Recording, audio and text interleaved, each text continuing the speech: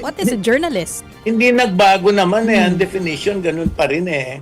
It is a profession, ano ha? And it is a profession that is governed by certain both legal, professional, and institutional rules. Meron naman yan. Ano? So alam naman natin, pero hindi ngayon ikaw ang miyembro ng isang media organization, lihito mo ka ng mamamahayag. Ang unang huhusga sa'yo, kapwa mo mamamahayag eh. Yeah. Kung sino yung mamamahayag na alam, established na mamahayag, na kahit paano yung nire-respeto, o maaaring nakakatanda na kamukha ko, no? Kamukha namin ni Ed, po pwede naman talagang Damay-damay. pwede naman tingnan, ano?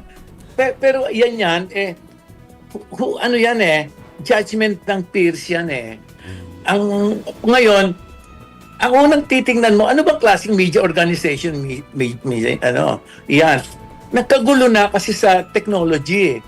Ngayon, ang technology nag-provide ng mga platforms para kahit sino, pwede mang naglabas ng kahit na ano. Di ba? Without the process of editing, editors editing. Wala nang kamukha ng dating proseso. Yung layers of checks nawawala. Yes. Kaya ako nga, ang aking, kung iahambing ko, yung lihito mong periodista, mamamahayag, hanggang ngayon periodista pa, wala nang periodiko.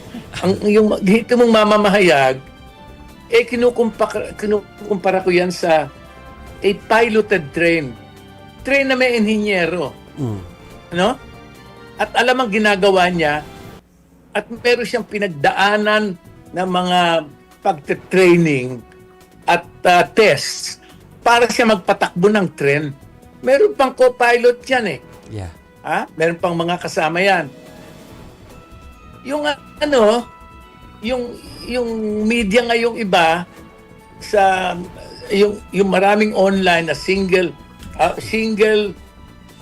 operator media operations, yan runaway train. Takbo lang ng takbo yan Dahil wala namang pinagdaanan kamukha ng pinagdaanan ng iba. Yan ang pagkakaiba. Kaya medyo napaboran sila yung mga hausyaw. Napaboran niya ng teknolohiya. At kaya medyo humihirap ang posisyon ng tunay na pamamahayag ngayon.